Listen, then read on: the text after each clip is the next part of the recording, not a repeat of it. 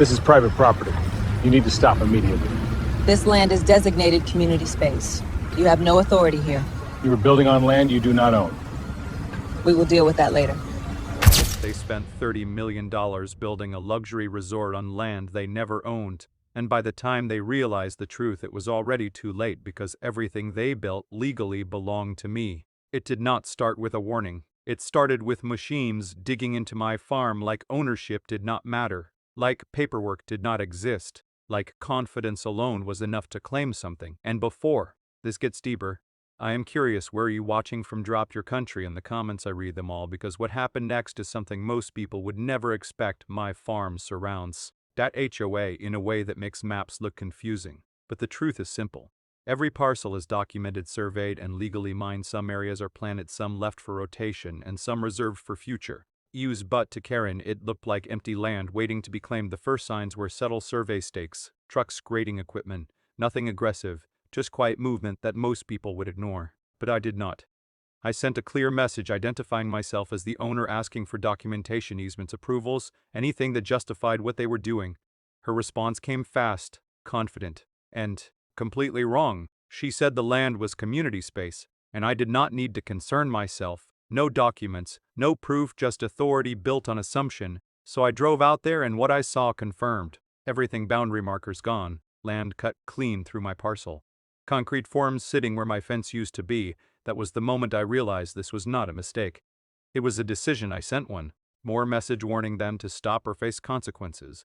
But they did not stop.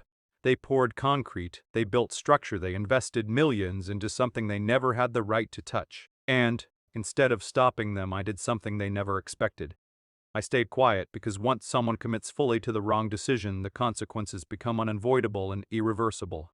And I knew. Concrete does not forget where it is poured. Construction accelerated quickly. Steel rose, glass followed, and suddenly my land was hosting a luxury clubhouse marketed as a community resort. Banners went up, events were planned, money started flowing, and Karen stood in front of it all, presenting it as success, as vision, as proof of leadership, while ignoring every warning that had been given. By then I had already spoken to legal counsel, and the strategy was simple. Document everything and let them finish making their mistake. Because the bigger the build, the bigger the consequence. Emails, meeting notes, internal discussions, all of it showed the same pattern. Concerns raised, then dismissed, warnings acknowledged, then ignored. Their own attorney advised them to pause, but Karen overruled it, saying stopping would look bad, so they continued and completed everything. Opening night arrived. Lights, music, traffic, people celebrating on land that legally was never theirs. And I stood there watching, not angry, not frustrated, just patient, because I knew what was coming next. The legal process was not loud. It was precise. Filings, surveys, court review, the truth laid out clearly. The entire structure sat on my land. Completely no overlap, no confusion, 100% of it, and once that was confirmed, everything changed instantly. Operations stopped, events canceled, revenue frozen, access restricted, and the same. People who celebrated days before were now locked out, trying to understand what happened. Karen tried to fight it publicly, blaming everyone except herself, but the evidence was already complete. Emails, decisions, documented proof of willful trespass. The court did not need speculation. It had facts, and those facts led to one outcome: ownership transferred, not physically, but legally. Everything attached to that land now belonged to me. $30 million of construction handed over through a ruling that left no room for argument. The HOA collapsed internally. Blame spread, leadership disappeared. Financial pressure mounted, and Karen vanished from her position as quickly as she had used it. The building stayed exactly where it was, but everything about it changed: control, access, purpose, all of it.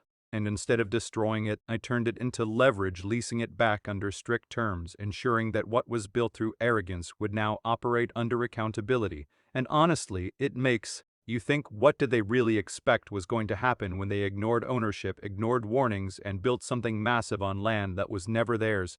Let me know what you think, because I read your comments, and if stories like this hit different, you already know what to do.